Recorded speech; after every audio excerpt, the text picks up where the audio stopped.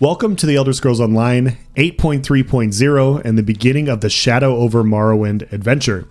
This DLC features 2 challenging new 4-player PvE dungeons. In Battle Scenario, you'll help the Sigic Order investigate contain a strange power emanating from a mysterious township. Alright, table of contents.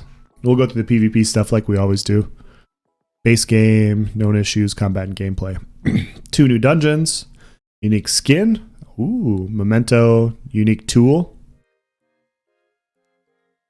Wonder what the tool's for. New item sets.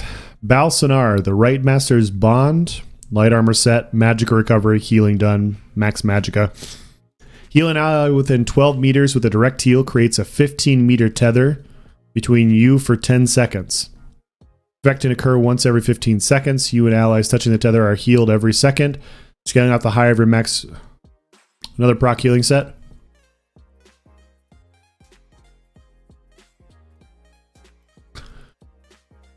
Well, once again with procs, it comes down to how much healing this is. If your ally is overhealed by the tether, they gain minor heroism for 1.5 seconds. Okay, so if you have extended ritual down, you basically heal everybody. It doesn't say that there's a minimum amount of tethers. Oh, this effect can occur once every 15 seconds. I'm sorry. So you can heal, you can tether to one person, and it can last for 10 out of 15 seconds. And it heals everybody that's touching the tether. Okay, I'd have to see how much this is healing for, but this is probably very strong. Like, normally proc healing sets are very strong. It wouldn't shock me if this is very strong.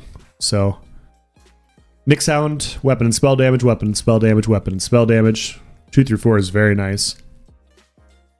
Completing a fully charged heavy attack applies major cowardice to your target for 1 second per 1,000 weapon damage you have, lowering their weapon and spell damage by 430. You then gain major courage for the same duration, increasing your weapon and spell damage by 430. This effect can occur once every 12 seconds.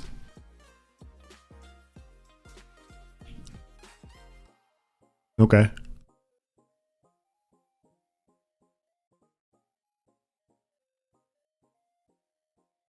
So most builds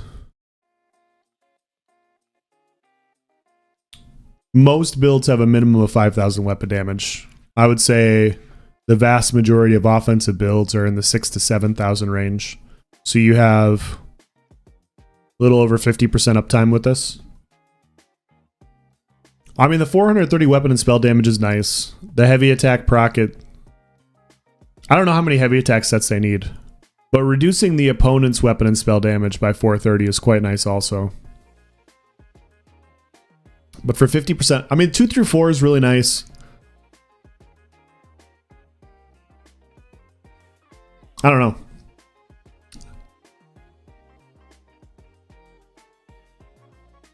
You can get those buffs and debuffs in better ways, yeah. I mean, it's not a bad set. I mean, the uptime's kind of mediocre. The fact that you get both, like reducing your opponent's weapon damage by 430 is nice while also getting your own. Having a proc off heavy attacks is a little rough. It's not that great. Rather use Kid Marcher back bar? Sure. Sure.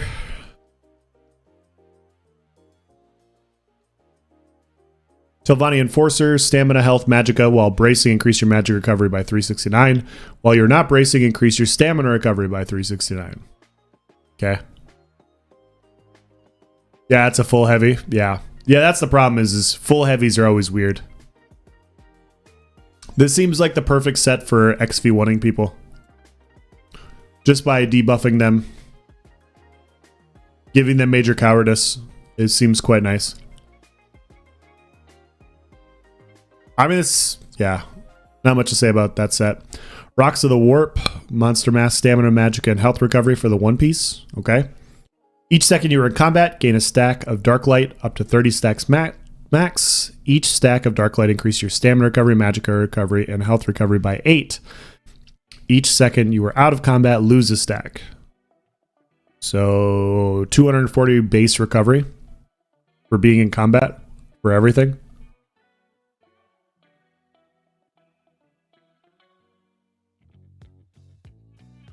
Words of the Worthy set is even better for that. Yeah, I mean, you just don't need recovery. This isn't a bad set. I mean, as far as recovery goes for a 2-piece, it's not bad. 310 base recovery for 2 pieces is quite nice, but it's just in a meta where you don't really need recovery. Scrivener's Hall, Rune Carver's Blaze, weapon and spell damage, offensive penetration. Really good 2 through 4 piece. Your damage over time effects deal additional flame damage on the 3rd damage tick. This damage scales off your weapon or spell damage and applies the burning status effect. See, this is the set that I thought you were talking about, Liar. I saw this one and I kind of laughed. Like this, depending on the amount of flame damage that it provides, like this set seems kind of dumb. So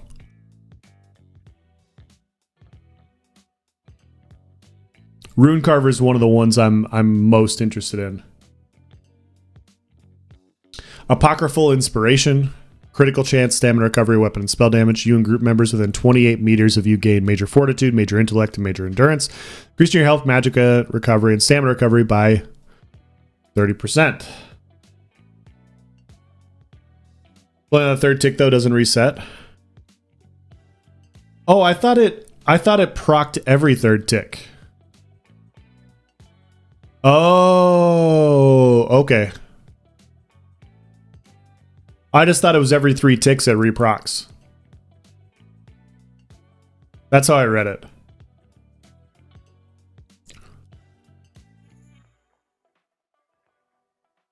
Okay, well, if it doesn't work that way, then... So you already tested it, Varks?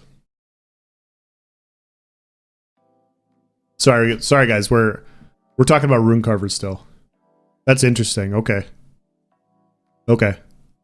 Yeah, I thought it was every 3rd tick, and I'm like, every 3rd dot tick having this proc would just sounds busted to me.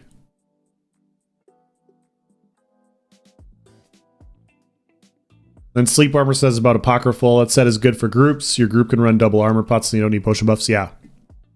Yeah, I was looking at this and I was like, okay, well, you get to eliminate tripots. What do you replace them with? Well, heroism pots are expensive, so people probably won't stack heroism. Armor pots would probably be the play. Might be bugged. Okay. Yeah, this set's purely a group set. Like, I wouldn't replace a potion. Like, for a solo build, I wouldn't run this over other options. I don't think you get enough out of other potions to offset that.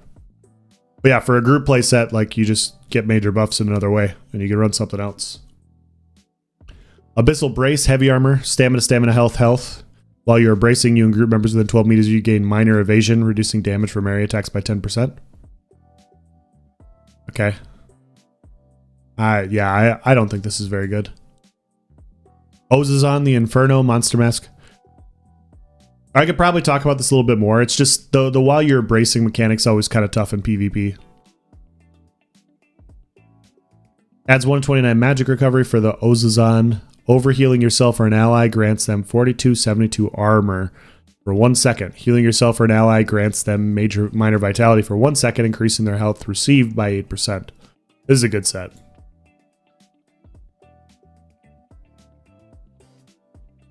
So if there's no cooldown on this, this might be the best healer set.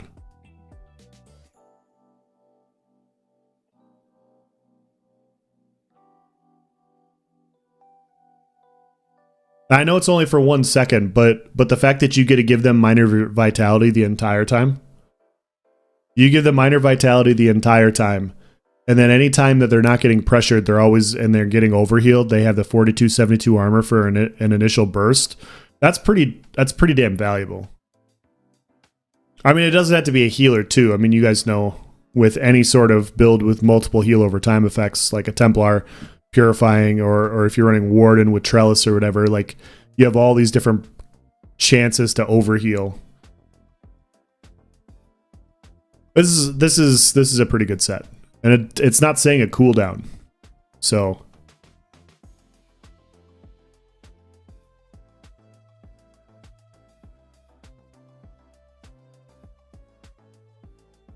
set becomes useless when outnumbered. Yeah. Yeah, when you're XP1ing though, it's very good. I mean, like, just imagine 12v1ing somebody with hots. Like, you just have this extra 4,300 armor, so you don't take as much damage. But this is a very strong set.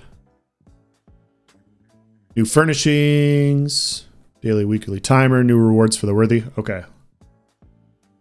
Snake and Stars, magic recovery, max magicka, weapon and spell damage. Applying a major or minor debuff to an enemy applies star venom to them for 6 seconds. Its effect can occur once every 12 seconds. Whenever an enemy with star venom is healed, they take 28/48 oblivion damage up to once per second. An enemy can only... What the fuck, man?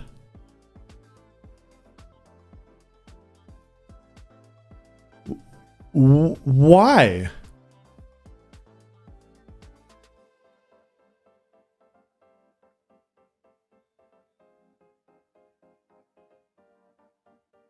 Seriously, no, seriously, why?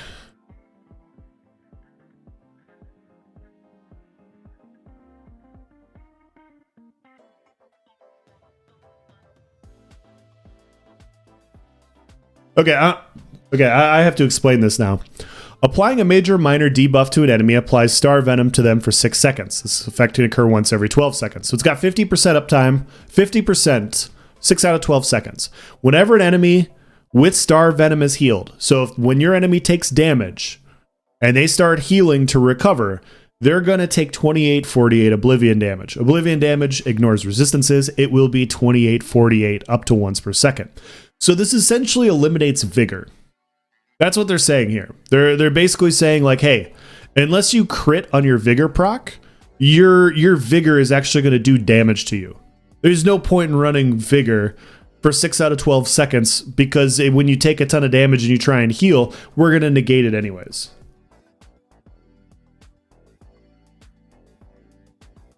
And that's not counting other damage you're taking. Like, you're taking other incoming damage on top of the oblivion damage.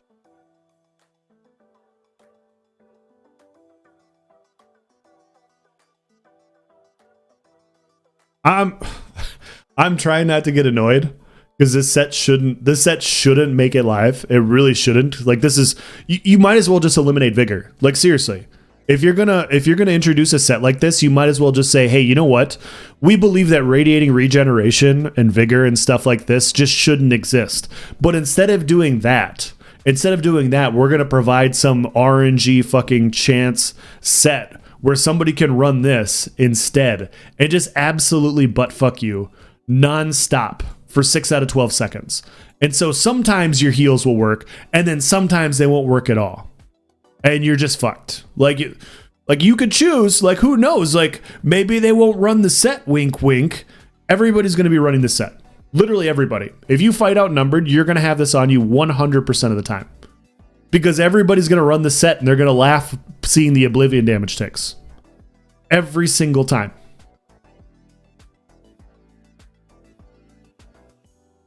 Imagine getting Zerg and they apply this with the Ellie Drain. Yeah. Yeah, Ellie Drain's free to cast. Like, there's no downside to this at all. Where's the Kiss curse on this? Do you take double damage while you're just completely screwing up somebody's healing? No, you're doing the most damage in the game. That's ridiculous. I haven't even gotten into, like, most of the stuff yet, and I don't even want to read anymore. Like, there's so many reasons why I haven't been playing this game. But shit like this constantly coming up is definitely one of them. Like, there's no reason to set, like, anybody that PvPs at all that sees sets like, and this is rewards of the worthy too. Like, this isn't, hey, buy the new chapter and farm this and whatever. They're giving this to you for free. The ability to just, like, fuck somebody over for no reason at all. They're just giving it to you for free. Like, yeah, here's rewards of the worthy. Here's what you want. Like, anytime you try to defend yourself, like, why don't you have a set like anytime you hold block, you take 28/48 oblivion damage? Why don't we have that too? Like, we can just go down, like, anytime you dodge roll from avoiding an attack, you take 28/48 oblivion damage. Anytime you block, let's have 28/48 oblivion damage. If you try to heal yourself, I add some oblivion damage.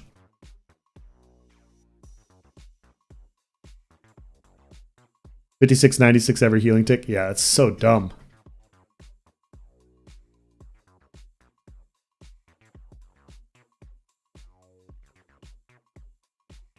Like there's no way you can recover from this. And this isn't fun and nuanced gameplay or anything like that. This is just literally like, hey, anytime you try to defend yourself, you just die. This is dumb. This is really, really dumb.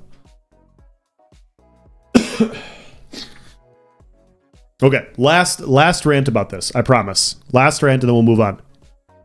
The problem with the PTS in general is stuff like this. It's because we start here. Because they're not going to change this. Okay, best case scenario, they change this set in 2 weeks, right? Because it's going to, any changes to the set will happen 2 weeks from now. But the fact that it starts here at completely fucking busted is so dumb. Like they could have ran this by Varks, they could have ran this by Liar, they could have ran this by me. Like anybody that plays PvP, they could have said, hey, this is what we want to introduce. And anybody that plays PvP for a decent amount of time would say, no, that's bad for the game. And they could have explained why, and they could have rewrote it and done something different. But they don't engage with the community. They don't talk to the community about this stuff. They just say, hey, you know what? Well, let's come out with this. This will be interesting. And it's a bunch of people that don't play PvP, that they don't know how the game freaking functions. And they post a set like this. And then you have to sit here as a player and you have to walk them off the ledge. Like they're the bus driver driving on a cliff. You know, they're going around a cliff on the road and they're constantly trying to steer the bus off the cliff. And you have to say, hey, no, that's not a good idea. Maybe you should stay on the road. And they're like, I don't know. Let's kind of see how driving off this cliff works. Like every single time they do something like this. Like any decent PvPer would look at this set and say, oh yeah, that doesn't make any sense. And any Zergling would be like, oh yeah, this is a great set. Any OG PvPer realizes how fucked Oblivion damage is, and then you put it on an XV1 set. Yeah, exactly. Like, there's so many different ways to get rid of... Like, they introduce these sets to solve the problems with whatever they believe the problems to be, but it's just glossing over the fact that they can solve them from a core mechanic perspective. This is really bad. And I know it's week one of the PTS, but every single week one of the PTS, it's this. Every single week one. All right, Shell Splitter. Offensive penetration, offensive penetration, offensive penetration. Holy shit. When an enemy blocks one of your attacks, increase your offensive penetration by 631 for 5 seconds. This effect can stack up to 20 times. 20 times? Holy crap, man. Are you serious?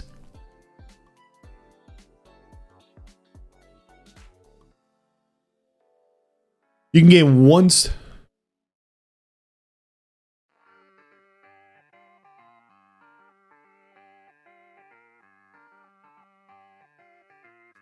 That's 12. Yeah, it's over 12k pen for the 5-piece.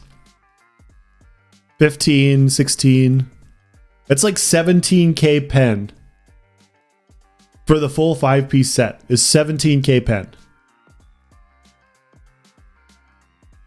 Okay, so remember when I was trolling and I was talking about like take oblivion damage when you block? Well, this is kind of like when an enemy blocks one of your attacks, increase it. Holy shit, man. And it's a medium set, yeah. So basically whenever somebody puts up spell wall, you just want to dot them up.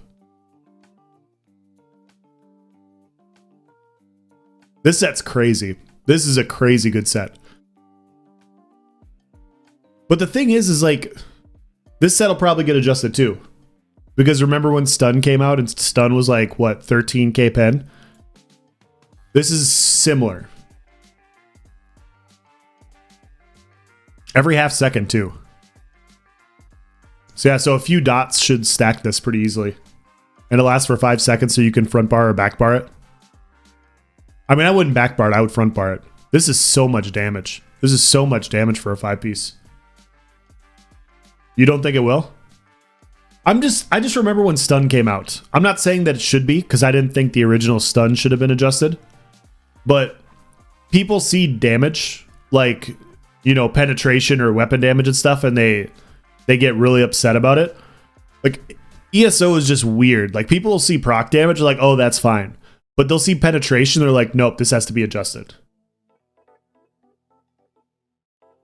Low duration and build-up comparisons. Yeah, I mean, possibly.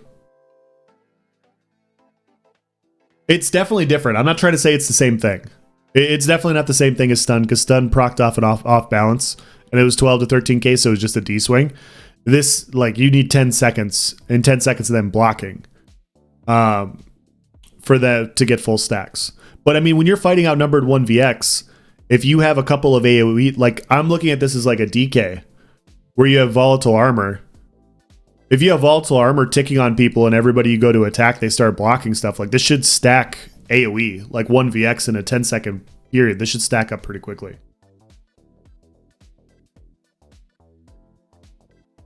That's a very interesting set. We'll see. We'll see.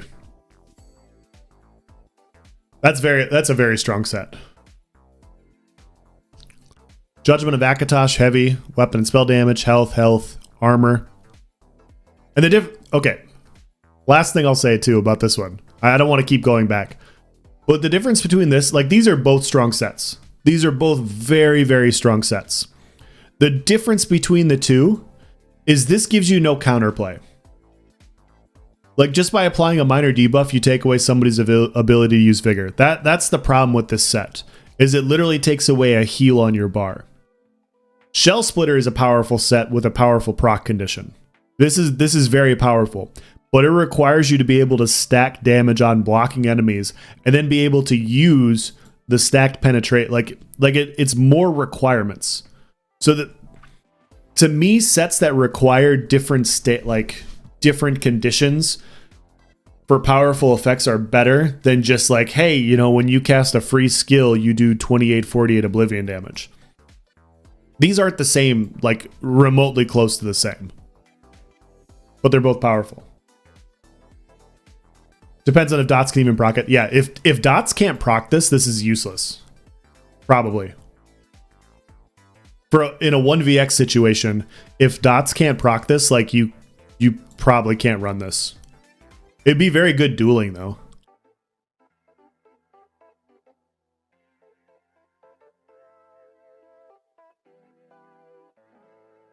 Don't think people block enough for that set to be viable. Well, in a 1vx situation, it should be pretty good. I don't know. I think this is pretty strong. If it procs off dots. It has to proc off dots, though.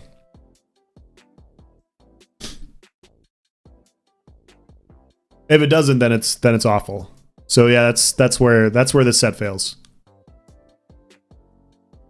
But even before you start getting the stacks, I mean, you 28, 38, you got 4,300 pen for the 2 through 4 piece. Like, the 2 through 4 is already so strong before you even get this.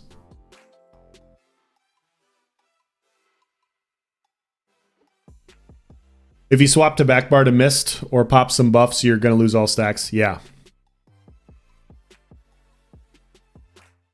Yeah, it very well could be useless without double barring. Like, you might have to double bar this set. And we all know how double barred sets kind of are. But that's a shit ton of penetration. Judgment of Akatosh. Weapon and spell damage, max health. When you deal direct damage with blink, charge, leap, teleport, or pull ability, you distort time on your enemy. After 3 seconds, the enemy bursts with temporal energy, reducing the movement speed of all enemies within 12 meters by 70% for 6 seconds, and stunning them for 3 seconds. That can be blocked and can occur once every 15. Okay, so this is just an annoying set.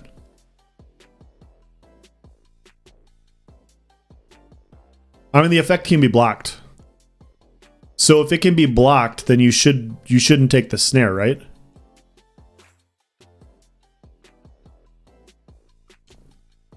I mean, maybe you still get snared and you just don't get stunned. Maybe that's what it is. This is a set you have to test. This could be very interesting. This could be just super gimmicky. I don't know. Rush is such a way better set than that. Yeah. Yep. Software, template information. Audio, combat, and gameplay. All right, we got a couple paragraphs here. While this first update of the year has quite a few bug fixes and minor tweaks, our main focus was on some iterative work from Update 35 and some long time coming reworks to abilities or traits that have been languishing in weird states of balance for a while. This update is more targeted with adjustments rather than widespread, following through with some remnant work we've hinted at in the past. The largest widespread adjustment in this update is some iterative work on Update 35's adjustment to light attacks. One of our main goals in Update 35 was to reduce the impact of light attack weaving in terms of high-end damage production, where it was still a vital tool to incorporate while simultaneously trying to shorten the delta between those who try and engage with it and those who are masters of it. Through the toils of that update, we learned a lot, but had to make some compromises that hurt our overall goals, where the end result was just a flat nerf to light attack weaving in general. In this update, we're trying to keep the power of light attacks within a 5% deviation of their highest production in an optimized build, while drastically increasing their performance for players who aren't super optimized.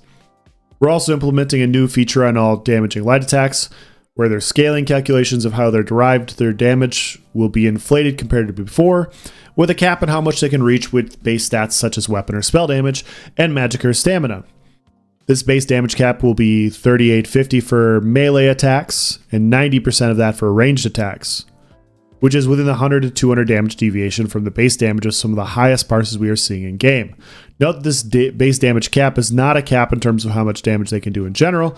This number is purely how much the damage can reach with your stats such as weapon or spell damage. This base damage cap will then feed into the rest of the combat calculation with such things such as critical bonuses, damage bonuses, mitigation, and so on, so that a 3850 can still return a much higher value in actual combat situations. Okay. After going over the data that started to come in Update 35 and 36, we're confident that this functionality will help to inject a little power to the players who struggle to perfectly weave by inflating their damage values a bit while not having too much of an impact on the high-end ceiling, so everyone's DPS can either go up or stay around the same as it was from the previous updates. Keeping a close eye on this change, we're ready to adjust or revert to the Update 35 model if it ends up creating too many issues, so please make sure to provide feedback on this while testing on the PTS. Outside of this adjustment, we have some usual balance tweaks for sets and abilities, but two in particular stand out. First, we've reworked the Harmony trait to no longer be burst-oriented and more about what the trait's name and gameplay tries to incentivize, sustain, and group coordination. I think this is a great change, and I'll go into Harmony in a little bit after we read this. This trait will now simply grant a chunk of health, magic, and stamina anytime you activate a synergy, similarly to the Undaunted Metal bonus. Another large rework is for the infamous Mist Form skill in the Vampire skill line, as a result of all the back and forth issues and balance changes we've seen with the skill's evolution through the game's history. With this rework, we tried to go back to the drawing board about what the fantasy and identity of the skill was trying to evoke, which is meant to be the iconic feeling of blinking into mist and avoiding attacks, dashing around from foe to foe, and taking them down or avoiding damage in the process. In this update, Mist Form is no longer a toggled effect or one that reduces your damage while active or causing you to become immune to crowd control. Instead, it focuses on quickly and liberating movement, causing you to quickly travel to your targeted location as a gap closer while simultaneously avoiding incoming projectiles while you do so. Holy shit, man.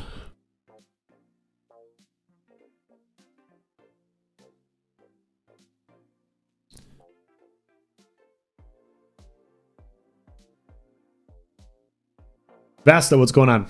Team Ramrod, that's wild, yeah. That is crazy. So basically you have Streak. If you're a vampire, you have Streak when you use Mistform. Basically. Like, I heard it wasn't as good as Streak. That's what I've heard so far.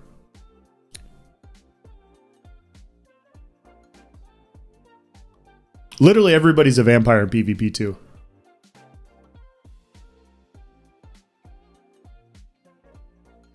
I don't know. I have some thoughts. It's not and has streak fatigue. Okay. All right, we'll get to it. I'll keep reading this. Sorry, I needed a break from reading that much. Another area to note is some quality of life updates to abilities and functionalities for those who are the vanguard of combat, the lifeblood of success and failure, tanks. In this update, we've made 3 changes that should hopefully help make those holding the line feel more empowered to do so. First, block will no longer temporarily drop while bar swapping, and instead will stay active throughout, which should help reduce those moments in combat where you get clobbered by a heavy attack when trying to prepare yourself. The second is that Taunt Immunity, or over-taunting, will now be harder to reach. It will take 5 applications of a taunt between 2 members in total before reaching, up from 3, which should give a bit more breathing room in multi-boss encounters. That's a good change. Block functionality between weapon swapping was always weird. It's been a while since it's worked properly, and so I don't think that's a bad change. Last but not least is a new iteration of the soft taunt system that pulls abilities such as Fiery Grip or Silverleaf Head. Instead of soft taunting enemies for 5 seconds like they did in the past, they will now attempt to normally taunt any enemy that is not already taunted. It is our hope that this interaction helps keep these abilities available to use as a tank or any other role for support, where tanks can control enemies more easily at the start of an engagement, while the roles can still use the skill for grouping up foes if their tank has already corralled enemy attention before using the skill. So also apply to any single target application pull interaction, including item sets. Before you ask though, area of effect pulls like Dark Convergence, Rush of Agony, or Void Bash will not be affected by these changes. Of course, this is by no means an exhaustive list. We have smaller adjustments to some skills, as increasing the shield efficacy and scaling functions of Conjured Ward and its morphs for our sorcerers lovers, some ability iterations on skills that grant him power, and plenty of other number tweaks and bug fixes. And for you hybrid stat lovers out there, we have a small tweak to physical and spell harm jewelry glyphs that many have been asking for. Interesting. Look forward to your feedback and discussions below. You can find a full list of combat adjustment and fixes in this update. Okay, I'm going to take a sip of water here.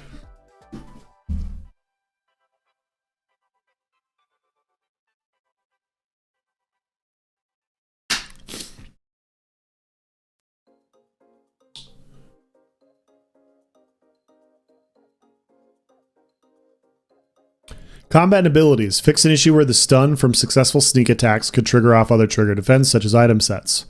Fix an issue where you could bash and light attack simultaneously while using a gamepad. Fix an issue where ground targeted spells were cancelled with a light attack during targeting phase while using a gamepad. Oh man. Guys, this sounds like controller was OP. Just saying. They're saying controller's OP here. When attempting to light or heavy attack on gamepad with a ground target reticle active, you will now confirm the ability to activate instead, making these skills easier to use in a more fluid manner while weaving.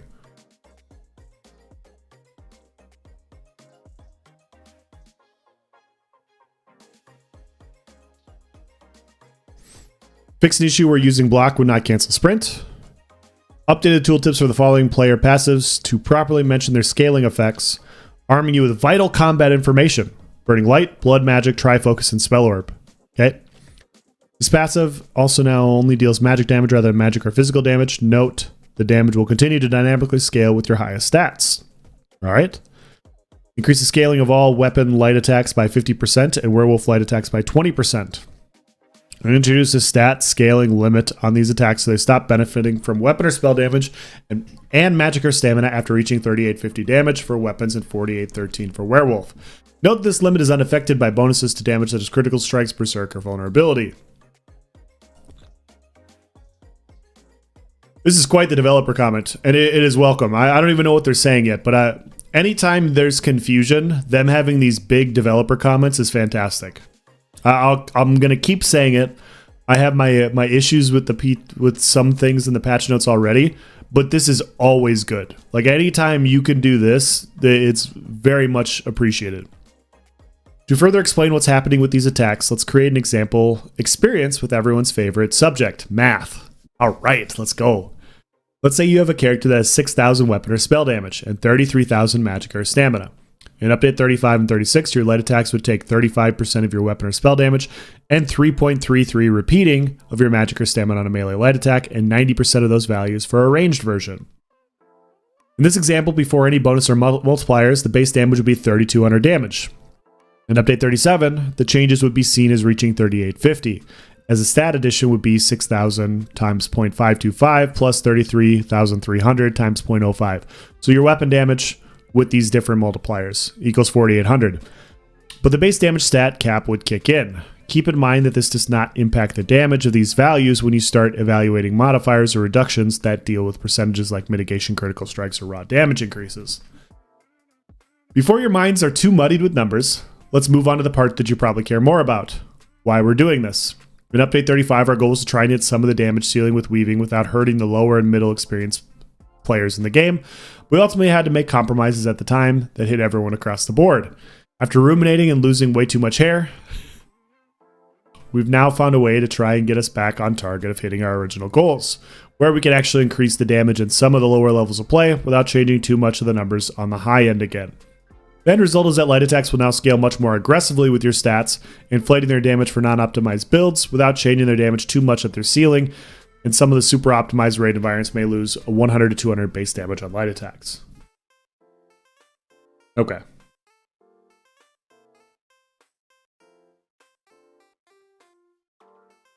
Okay. See, this is nice. This is nice. Fix numerous issues where attacks were missing invisible targets when they should not have been. Affected attacks are listed below. Burning and poison status effects, Lady Maligda. Fiery breath and morphs, impaling shards, and morphs first tick. Bar swapping while you are actively bracing or holding block will no longer temporarily disable block. This should significantly reduce the situations of dying while bar swapping. Tanks rejoice, your power will no longer know bounds. That was a big problem. Like, I can't tell you. So this bar swapping with block used to be very fluid. It used to be very fluid. And I remember there were fights as a new tank doing PvE where if your block didn't work, you were getting one shot, you know? And over the last couple of years, especially this happens a lot fighting 1vx, but I'll be on my front bar going offensive and somebody will drop a meteor on my head. Well, I'll go on my back bar. I'll weapon swap to my back bar to hold block. And when I weapon swap and I go to hit block, if I don't wait the allotted amount of time to hold block after the weapon swap, sometimes my block would bug out. And I wouldn't be able to block the incoming meteor. Even though I had plenty of time, the game just, like, the block functionality just didn't work properly in that situation. And I would end up having to eat the meteor, bounce up in the air. Everybody knows the meteor animation. Like, you bounce up in the air. You're fighting outnumbered, you're taking a bunch of extra damage on top of the meteor with the dot and all that. It was very frustrating to deal with. And so then you're sitting there and you're like, well, do I just block on my front bar? Well, you have the reduced stamina from blocking in your front bar over your sword and board. Like, it was just a bunch of issues, like block just not working properly. So I do think this change is good. I do actually like that you can hold block and it'll actually work. Yeah, the clunk. Yep. Sozo, what's going on, man?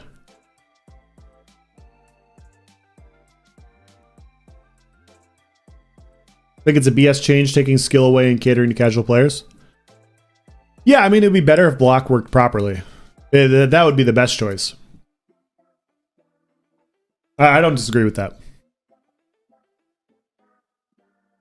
Abilities and item sets that pull a singular target will now also attempt to taunt the target for 15 seconds if they are not already affected by a player taunt. Supplies the following sources: Beckoning Armor, Fiery Grip, and Unrelenting Grip, Silver Leash, Swarm Mother. In a previous update, we removed a feature referred to as Soft Taunt that was on a few of these sources, which at the time was actively causing complications with targets becoming taunt immune or tauntable. We found a much better long-term solution after investigating this for a while, with a lot less weird hitches or interactions. Now when you use an ability against a target, it will check if the target is already taunted. If they are not, it will taunt them. If they are already taunted, it will continue to pull the target and all the other listed effects, but the taunt from the pull will not apply. This should help give more power of control to those who need to taunt targets, while simultaneously allowing non-tanks to still utilize these abilities without getting clobbered in situations such as the Twins and Maw of Lorcage. See? This is nice. This is very nice. Made some adjustment to taunt source from player abilities such as Puncture or Enrage to improve their user experience when interacting with the Taunt Immunity mechanic. Enemies will now only become taunt immune after they're taunted 5 times between... I'm getting tired of saying taunt. Up from 3 times to reduce the likelihood of applying it unintentionally. Fix an issue where a single caster of taunt could apply 2 stacks of taunt on an enemy rather than only 1. We're reducing the changes of running into the frustrating experiences of Taunt Immunity when there are multiple taunt users in a group, while also preparing for the fact that a few more abilities will now attempt to taunt enemies. We're still keeping Taunt Immunity, though, to prevent situations where you can abuse monster AI as they often get confused and are sensitive to all the mean things they hear shouted at them. Okay. Buffs and debuffs added 2 new help entries under the combat header to explain named buffs and debuffs in the major and minor system. Knowledge. Okay. Dragon Knight changes Fiery Grip. Chains of... Okay, Empowering Chains is changed to Chains of Devastation. This morph now grants Major Berserk for 10 seconds after casting rather than Empower, as Molten Armaments already grants it in a much more effective way. As such, this morph was renamed to better denote its effect. Such devastation was our intention.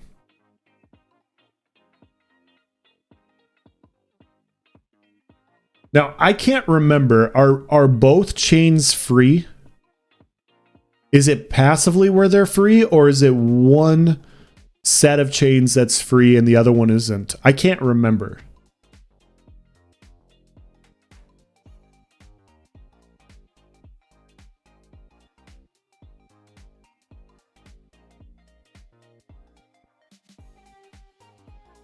Major Berserk's a pretty big buff. It's 1? Okay. That's a pretty big change. Molten Whip. Fix an issue where this morph could fail to activate many conditional requirements that stated when casting an ability that costs magic or stamina. Note that conditional requirements that require only a stamina ability specifically will still not fire, as this ability is predominantly magic oriented. They should fix the issue to where Molten Whip is orange and they should make it green. That's my opinion.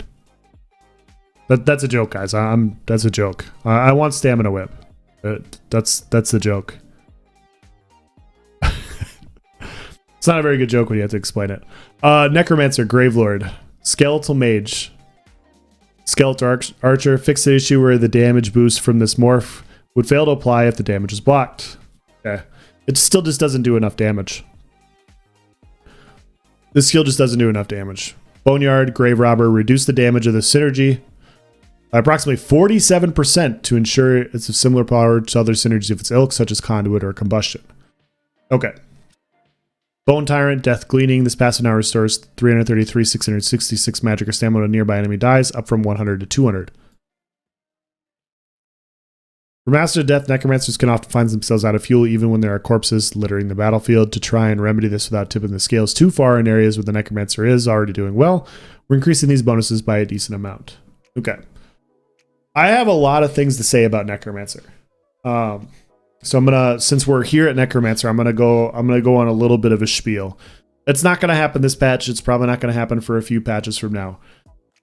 I still stand by the fact that I think that the Necromancer defensive kit is still solid. Like, it's not the strongest in the game, but it's definitely not the weakest. It is a very good kit. Its offensive kit is utter dog shit, though. It is... The Necromancer offensive kit is so clunky and bad. And so Blastbones is drunk all the time, which I don't think there's anything you could do about that. It just is what it is. But everything else offensively for Necromancer is just so underwhelming. Nothing really synergizes. Like, you look at other classes, for example, and I'm not saying this from a strength perspective.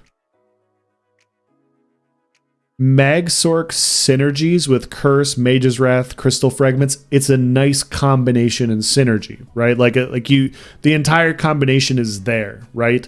You have DKs, which are like the wear you down, beat you up sort of thing, but they also have Burst with Whip and Leap.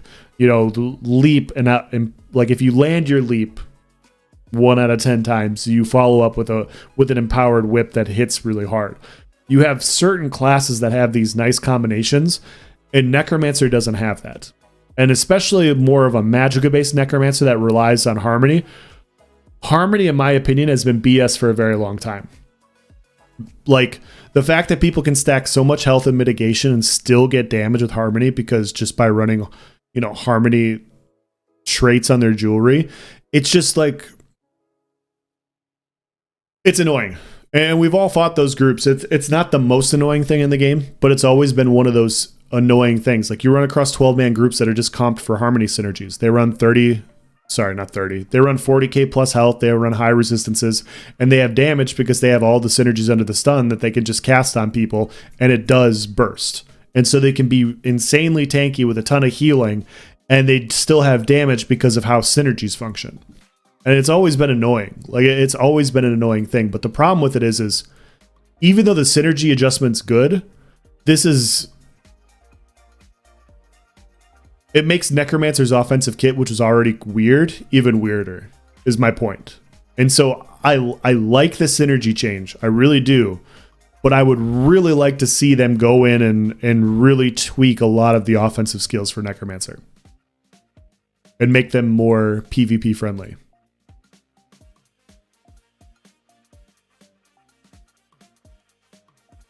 Like, I would love to run Skeletal Archer. I really would. And there was a point a couple patches ago where the first couple of weeks of the PTS, the damage was high enough to where I was considering it. And then they ninja nerfed the damage, and it made it useless. The ground dot tether, I'm sure it's great in PvE. I'm sure it's fantastic in PvE. The problem is in PvP, people move out of ground tethers, and so you don't do that sort of damage. Blast Bones is whatever. The spammable has always been underwhelming. There's never been a point in time where skulls, Flame Skull or Poison Skull, has been valuable. And so although they have the skill, although they have a class spammable, it's not good enough to run. And that's disappointing. It's really disappointing. I miss old Stamcrow, yeah. I mean, there's been times when Necromancer has been very, very overpowered. 100%. Like especially the intensive Mender Necromancer. But yeah, like it's just functionally, offensively, the Necromancer kit is lacking. And so it would be really cool if they would go in and they would seek a rework that was more PvP and burst focused. Or, and I'm not saying it has to be burst focused. Like, if you want to use Blast Bones and you want to say Necromancer is a burst class and you want to do those sorts of things, that's fine. If you want to say Necromancer is a dot class because they have the 10% dot passive, you should provide dots that are functional in PvP so that they can actually utilize the 10% dot passive. Because if I want to run like a dot Necromancer, I have to run the Vatashran Frost Staff or Inferno Staff, and I have to run like Master's Dual Wield. I have to run non-class skills for dots in order to actually run the Necromancer as a dot class. And so that's the disconnect for this. I mean, maybe you could argue some defensive skills could use an improvement. I don't really agree. I think it's fine. But yeah, offensively, it could use some help. Sorcerer, Daedric Summoning, Conjured Ward. Increase the damage shield size of this ability and the regenerative ward by 10%. Okay. Got a shield buff. Increase the max health cap of these abilities to 55%, up from 50%. The ability its morphs now dynamically scale between the higher of your max health or magicka rather than only magicka. Interesting. Hardened Ward, increase the damage size shield of this morph by approximately 7%. Increase the max health cap to 72%, up from 60%. Regenerative Ward, rename this morph to prevent confusion with the buff type. Shields are a primary defense identity for the Sorcerer class, but since the balance adjustments to shields in years past, the class has struggled a little bit to keep up defensively in ways that helped reinforce this feeling. 100%. Shields have been really bad for a while. They've been really, really bad for a while. We're making a target adjustment to try and help their core class shield to make them stand out above others while avoiding the concerns of shield stacking in years past. Yes. We're hoping this also helps the class's kill potential go up a little in PvP environments where they don't have to spend as much time recasting shields and heals to avoid death, and they can spend an extra second or so spell slinging on the offensive. We're also hoping the dynamic scaling of magicka or health will help out those few sorcerer tanks out there have a shinier tool in their kit. Okay. This is it's a good step in the right direction. I don't know if it's enough. I think it's good to keep into account that Harness Magicka and Hardened Ward are the main issues. And Healing Ward, like the old shield stacking sorks, like so many players have issues with the old shield stacking sorks. So keeping that in mind that, you know, too much makes them invincible while still also addressing their class kit, which has been the worst in the game, is a good thing. Like, Sork's class kit has been the worst in the game for a while. It's not been good. And so them getting buffs is good. Is this good enough to fit on a character? I don't know. I don't know. We'll have to see. Summon Unstable Familiar. Fix an issue with this ability and its morphs. If another sorcerer's version of these abilities attack the target, your own would rally to their cause and immediately become active in combat as well. However, we still encourage you to use them to aid one another in battle nonetheless. Alright. Storm Calling. Mage's Fury. Increase the size of the area effect portion of this ability and it's more to 5 meters up from 4. Okay. Fix an issue where the execute damage for these abilities were not properly labeled as an execute. Okay. Mage's Wrath Morph. This morph now deals its execute damage to all targets nearby rather than dealing an initial hit and a smaller amount of damage to nearby targets. This will result in an approximate 129% damage increase of the area of effect while also causing the ability to appear under the same ability ID for combat logs. Okay. Overload. Fix an issue where this ultimate and its morphs will not remove themselves when heavy attacking with just enough ultimate for 1 tick. Okay. Templar. Radial Sweep. Empowering Sweep is changed to Everlasting Sweep. Increase the duration of the pulse damage over time to 10 seconds at base, up from 6 seconds. Oh, okay. This morph no longer grants Empower, as Solar Flare and its morphs already grant this buff. As such, the name has been adjusted to prevent confusion. Okay. I don't know if that replaces Crescent. But another couple ticks of the dot is actually quite nice. Or can potentially be quite nice.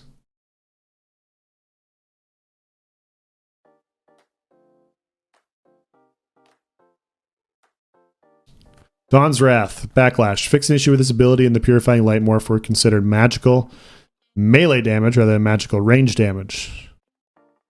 Note the power of the light was already considered martial range damage and it's not changed. Eclipse. Living Dark. Fix an issue with this ability's visuals could cause you to appear invisible in some cases. Warden. Dive. This morph no longer requires the enemy to not be off balance for the damage over time to apply, and will now apply anytime it deals damage. Okay. Winter's Embrace. Crystallized Shield. This ability and the Shimmering Shield morph now grant 2 ultimate when the shield takes damage, rather than restoring magic equal to 22% of the ability's cost. Okay. Increase the cost of this ability and its morphs to 4320 up for 3780. Okay. Reduce the shield strength of this ability and Shimmering Shield morph by approximately 33%. Oh. I don't think that changes much. Crystallized Slab. This morph no longer grants Magicka or the new ultimate restore when the shield takes damage in exchange for the damage done in stun. This morph does retain the original size of the damage shield. Okay. Reduce the damage per hit of this morph by...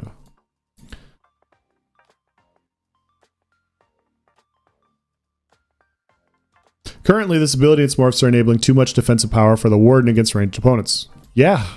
Yeah. While simultaneously allowing them to keep the ability up with next to no cost.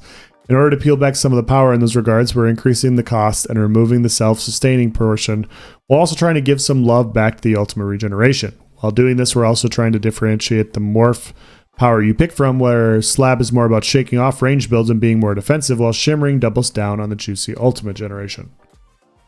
Okay. Yeah, Crystallized Slab has always had that really high shield amount. Like, I can't remember the exact number. I want to say it's like 25k or something ridiculous. Where, like, if you get hit by anything, the shield just absorbs it. And so you can just keep casting it. And yeah, if you're a range build trying to fight somebody, I mean, anybody that's fought somebody with Shimmering Shield, you're just like, okay, great. I guess I do no damage until you get bored of trying to stack Shimmering Shield. Destruction Staff, Ancient Knowledge, fixed multiple issues where the Inferno and Lightning Staff components were applying to incorrect attack types. Elemental Susceptibility. This morph's secondary effect are now tracked separately rather than being linked to Major Breach. This will allow the status effect from the ability to continue while multiple applications are active, or when the source and Major Breach apply and override this. Reduce the tick frequency to 7.5 seconds, down from 6. Okay. While of elements, all versions of this ability and morphs will now display a hostile telegraph to enemies. While frost and its morphs will now apply minor breach. Interesting. And reduce the movement speed of enemies by 40% for 4 seconds while damaging a chilled target rather than immobilizing them for 4 seconds.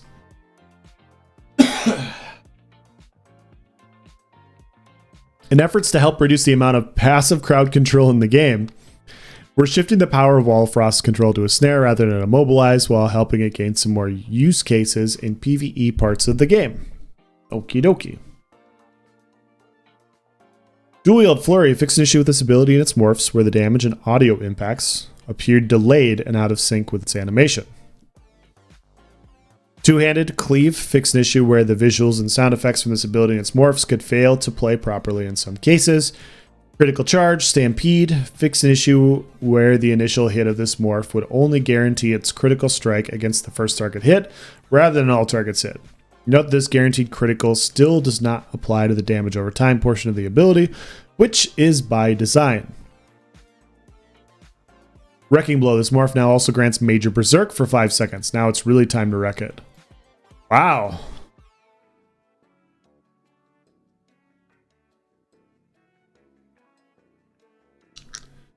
Wow.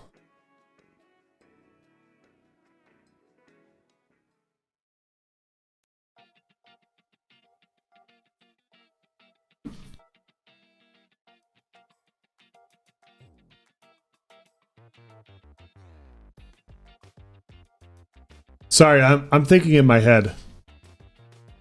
I'm debating the merits of Wrecking Blow versus Dizzying Swing.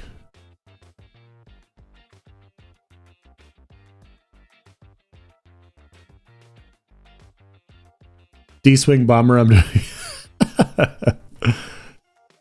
I mean, if you have another source of a CC, like I've played the game with Dawnbreaker only as my CC. If the meta is tankier, like having the ability to give your Dawnbreaker Major Berserk for the stun over off balance, which a lot of very good players know when they're off balance and like they build and they prepare for it, this might be the better option.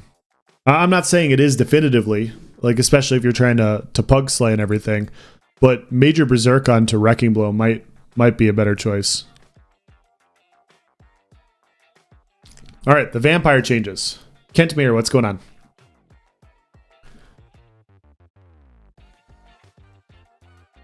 Misform. This ability and its morphs are no longer a toggled ability that reduce your damage taken from players or grant crowd control immunity while active. Instead, they now teleport you to the position of your cursor up to a maximum of 15 meters away and reduce your damage taken from the next 3 projectiles by 100% while teleporting. Wow. Casting any of these abilities will increase the cost ability by 33% for 4 seconds. The base cost is now 40.50 per cast, which reduces to 37.80 at rank 4 of the base ability. Elusive Mist. This morph now grants Major Expedition and Major Evasion for 4 seconds after reappearing rather than just Major Expedition. Holy shit, man.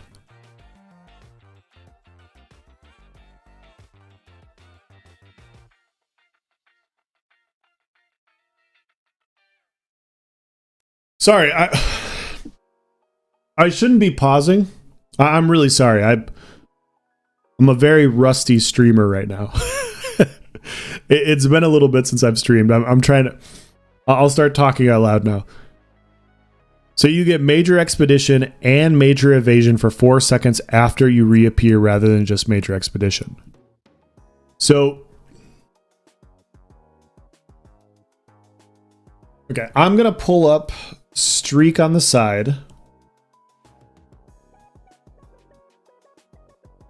So on the side here, out of the way, I'm going to pull up Streak.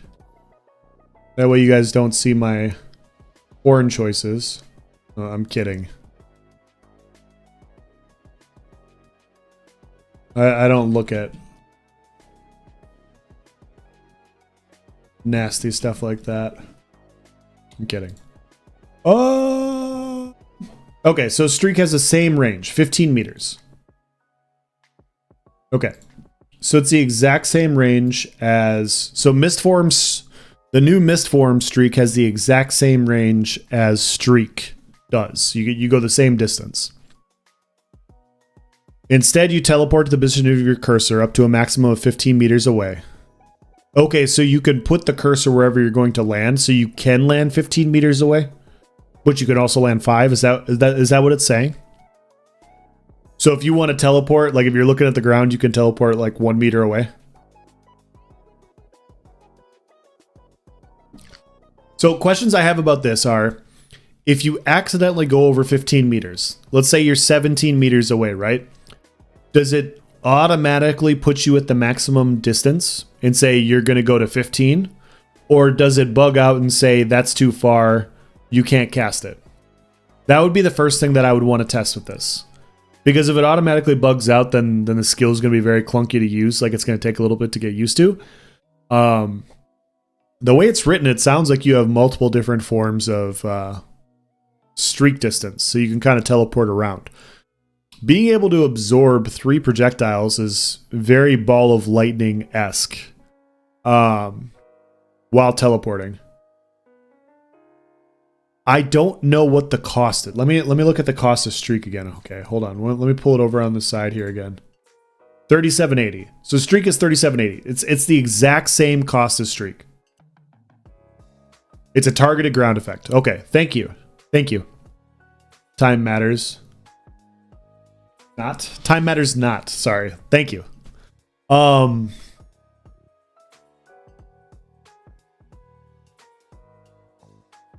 That's very, very interesting. It's very interesting. And then on top of that, you get Major Expedition and Major Evasion. Major Evasion is obviously a shit ton of AoE damage mitigation for 4 seconds. This looks very good on paper. Like, to me, this looks very, very good. Like, the fact that you get Major Expedition and Major Evasion, hypothetically, like on my Nightblade, I mean, let's look at a Nightblade, right? They're running Shade, and Shade is already, like, you know, pretty nasty. You cast it, and then you can go back, whatever, so you have to cast it twice. This you can cast once. So it's already better in that regard. Like, you can blink without even having to worry about going back to it, like moving away from it.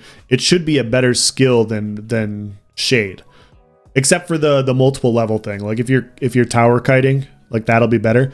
But on top of it, you get Major Expedition, which allows you to not have to run Major Expedition in another way, and you get Major Evasion, so you don't.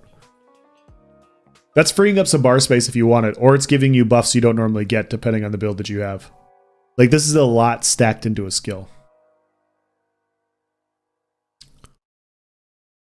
Sorry, I was thinking this all in my head earlier without talking about it. But yeah, this is a lot. In comparison to Streak, this is providing quite a bit. And it'll probably take a little bit to get used to, especially if it's ground targeted. You probably have to have quick cast ground abilities in order for it to work really well. It'll probably be clunky regardless, but I can definitely see cases where just about everybody will be running this skill.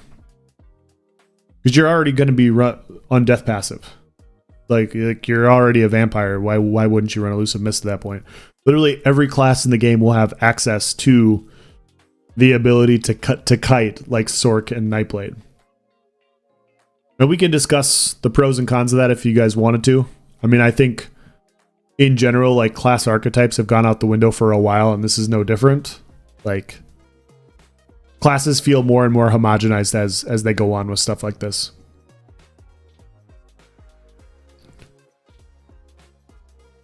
Blood Mist Morph. This morph now causes you to deal damage around you and heal for the damage caused once every 2 seconds over 20 seconds after activating the ability, rather than once every second while active. Okay. Increase the damage per tick by approximately 9%. This skill has been a wild ride for the past 8 years. Yeah, it has. While we try to preserve the original skill as much as we could with the rework, we've run into far many issues with how the skill was used and how it operated, and its current iteration doesn't have enough use between all gameplay types. While it was a widely used skill and could be a lot of fun to play with, it was creating many unhealthy gameplay implications of both PvE and PvP, and was being used in ways that didn't feel very vampiric in nature. We've decided to go back to the drawing board to hit on what the original skill was trying to evoke in terms of feel and use. I think they hit it in that department. Try and retain the element of slipping into mist and evading attacks. We've shifted the skill into more of a movement-oriented ability rather than a pure utility and defensive one, causing you to slip into mist temporarily to evade projectiles and make a hasty retreat or engage.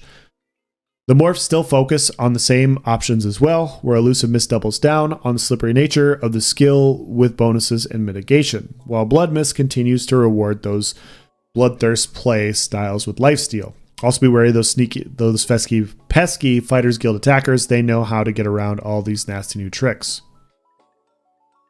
Okay, so I'm guessing that's something in the future here. Let me look up shadow image here real quick.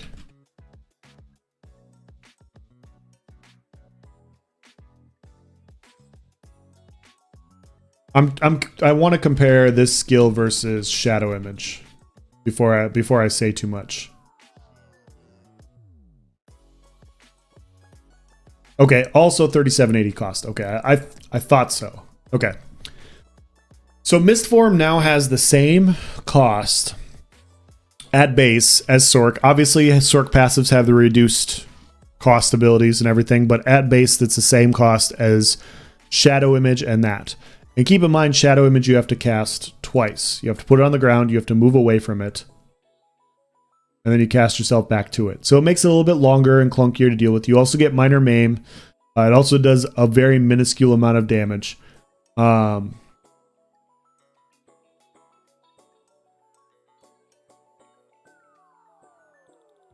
So I will agree. I do agree that this is more like how you envision a vampire, especially when you fight vampires in the game. You know, like when you go to attack one and all of a sudden they disappear and they all of a sudden are invisible and they turn around and they attack you. This is very much more like a vampire and more than the original Mistform. So I do think they hit it out of the park there. The problem I would see with this is, and I could be wrong, I'm looking at it on paper, I haven't tested it. This looks better than Streak and Shadow Image. So if you're looking at class abilities versus like passive abilities like this just looks better. And it's just better than class abilities, which means that, once again, class-specific skills are getting replaced. Reminds me of the trailer back in the day. Yeah. No, I do think they hit it out of the park with the style and everything. I'm not saying that this is bad.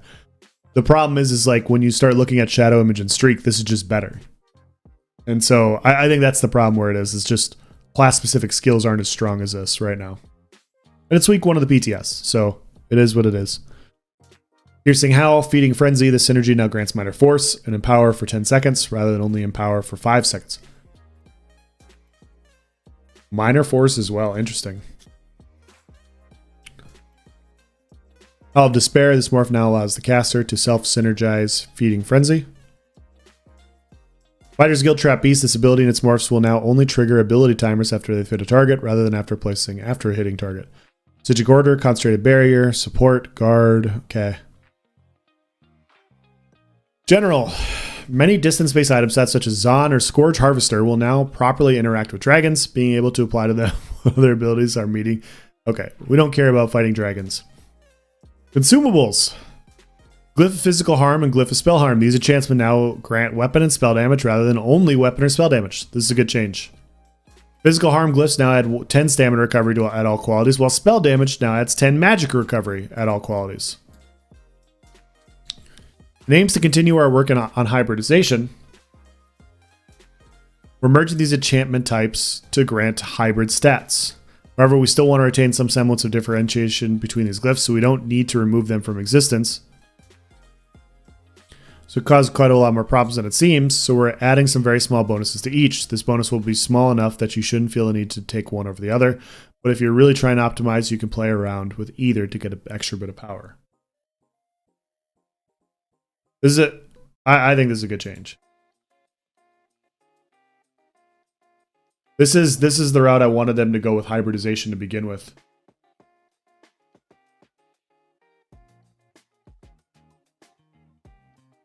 Why am I dropping so many frames right now?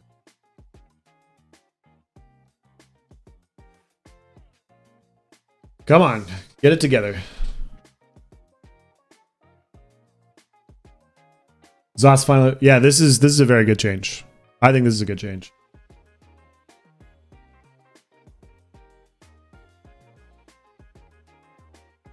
Item trades, Bloodthirsty. This trade now grants up to 210 to 350 weapon spell damage against enemies under 90% health, up from 70 to 350. This will cause the trait to reach the same final results as before, but with less of a power gap between the lowest and highest qualities. Okay, well that seems a lot better in general. Like Bloodthirsty seems a lot better than Infused in most cases then, right? Like if you have 210 at the minimum versus 270, obviously this is before major and minor and everything like that, but like if you weren't running Bloodthirsty, you probably, from what it looks like, if you weren't running Bloodthirsty, you should be running Bloodthirsty. Probably. Harmony, this trait now grants you 880 health, magic, and stamina when you activate a synergy per trait, rather than increasing the healing, damage, and shielding potency of synergies by 20% per trait. Fix an issue where Harmony did not interact with companion synergies. This trait is currently far too niche for its intended use and is meant to be an enhancer of the Undaunted skill line in group play, but ironically is being utilized more by solo builds in PvP to instantly obliterate large groups. Yes, we're shifting this trait over to be more recovery focused, which has much more use potential between PvE and PvP, rather than trying to continue making a value that doesn't add more insta-jibbing potential but still has enough impact in PvE. Okay, so we finally got to the Harmony thing, and so we can talk about this a little bit. But I will stand by the fact that I think that this is a good change. I think that this is a very, very good change in general. And the reason I think that is it was giving too much.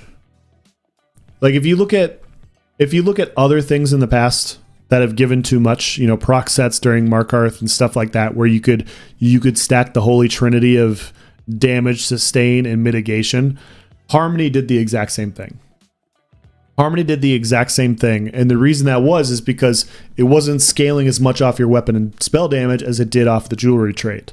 And so what people were doing in groups, and we've all encountered them, I'm not saying that they're the most optimized, it's just the most annoying thing to deal with. You'd go into a battleground or whatever, and you'd run across a 4-man group, and it would be like 1 Templar healer, 2 Mag DKs, and a Necromancer Harmony build. And they would all have high health, and they would all be super tanky, but they would have Harmony. And they would just lock you in Talons. They would run Talons, they would run Standard, they would run Graveyard Synergy, and literally they would just activate synergies over and over and over again. And the synergies would chunk you 10k plus. And so they didn't have to have damage because the synergies gave them their damage. They were just able to build in other things. And so it just created the situation to where it was really annoying. If you look at it, one of my buddies sent me a really good clip from like a year ago. He was fighting this full 12-man comped group because that was the only fight he could find. And it was him and like 3 or 4 buddies, right? And the guy was streaming. I'm not going to out names or anything like that. I'm not going to tell you who this was. Nothing like that. But this 12-man comp group guy was streaming, and he was running a Sork, and he had like Liquid Lightning, and they were all running Harmony, and they weren't doing any other skills outside of casting synergy skills and hoping that the Sork on top of them would cast them enough to do enough damage to kill them. And they were all stacking heals, they're all stacking hots with high mitigation. And you couldn't kill this group, but all they were doing was just synergy spamming. And you know synergies are a problem when Liquid fucking Lightning makes a skill bar. Liquid Lightning has never been a PvP skill. It is a PvP skill if you're in a ball group running Harmony, though. That's how good Harmony is it now made a skill that, because it has a synergy, it's actually decent to run. And so I think that this is a good change. I know people are going to come out here and they're going to be like, oh, what about the large groups? What about this? What about this? There's lots of issues with the game. There's a ton of issues with the game. In a vacuum, removing Harmony and doing this is a good thing. Do you need to make other adjustments? 100%. Do other things need to be scaled and be more impactful and everything? 100%. But this by itself is a good change in my opinion. Didn't ask. Sawman, what's going on? Thank you for the tier 1. Appreciate it. What about large groups though? Exactly. What about large groups? Yeah, it's always been a BS mechanic in my opinion.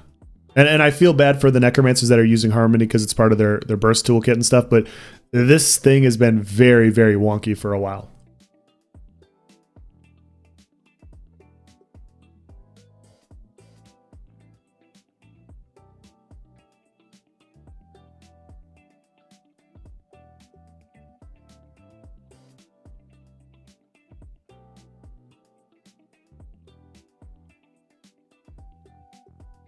All right.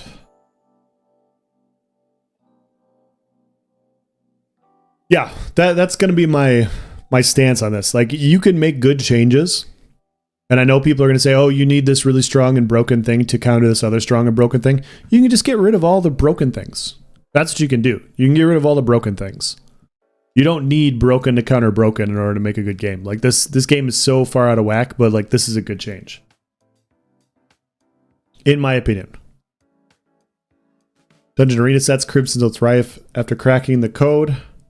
The set now only fires when you meet its conditions while in combat in order to prevent it from firing before you actively engage with enemies and help prevent those pesky pre-pulls. Ironblood fixed an issue where this set's visual effects not being visible to enemies in some cases. No. Monster Mass Archdruid updated the area of effect hit toolbox of this set to be a 7 meter by 5 meter rectangle rather than a cone. It should fix numerous issues where the set could miss the target if it was spawned on. Yeah, this set is the major vulnerability set, if I remember correctly. I'm pretty sure this is the major vulnerability set, and the cone made it very tough to land. So yeah, so this could be quite a bit better.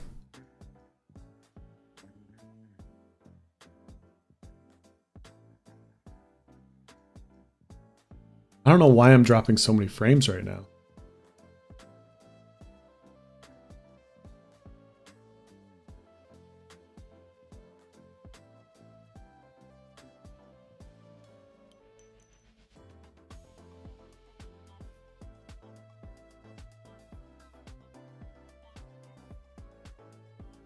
Okay. Fonslark cladding. Very graphic intensive stream, right? I haven't changed anything, but like earlier I was dropping 4% of my frames and now it's like it seems like I'm dropping half.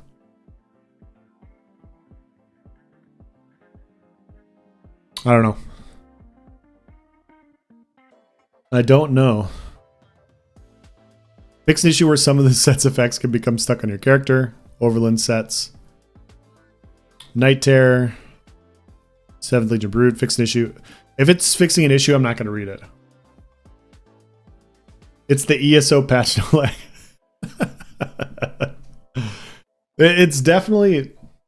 I don't know why my OBS is doing this. Like, it was fine in it like 30 minutes ago. But now it's just like flaring up in a really bad way.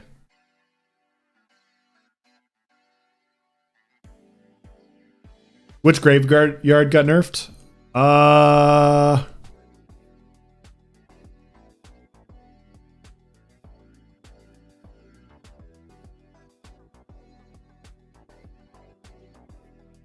Grave Robber. Grave Robber was adjusted.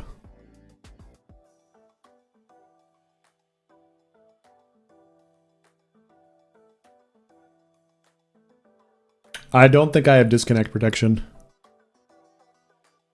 We'll go through the patch notes and then I'll disconnect and do it all.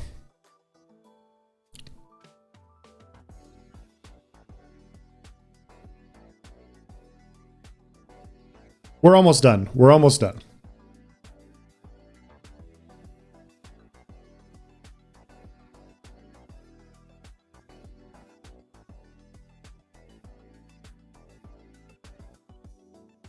Dwarven Scarab, Mythics, Furnishings,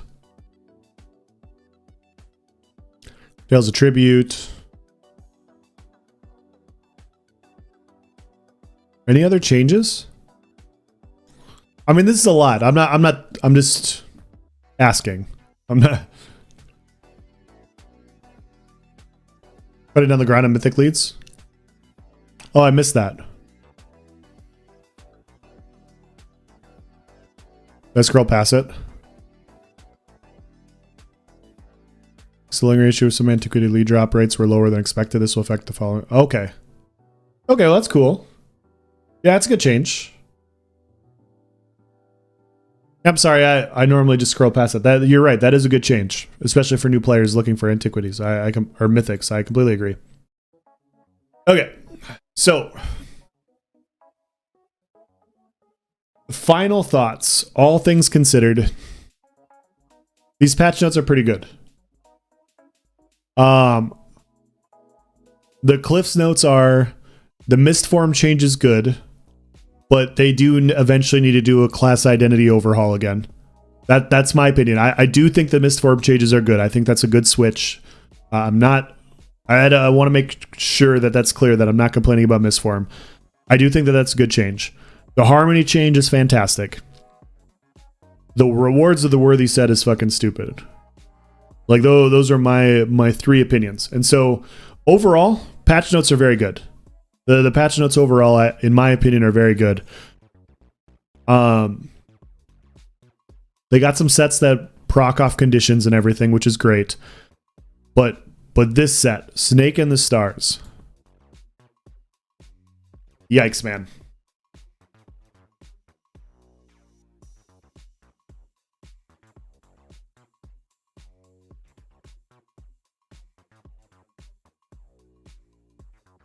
Looks like they hit most of the ones that can be a nightmare. Yeah, like the block changes are good. Like a lot of this stuff is very good.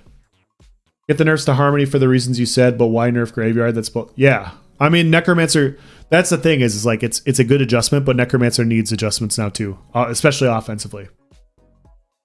So it's fine that they're doing this, but giving Necromancer a little bit more love in the offensive department would have been a nice change.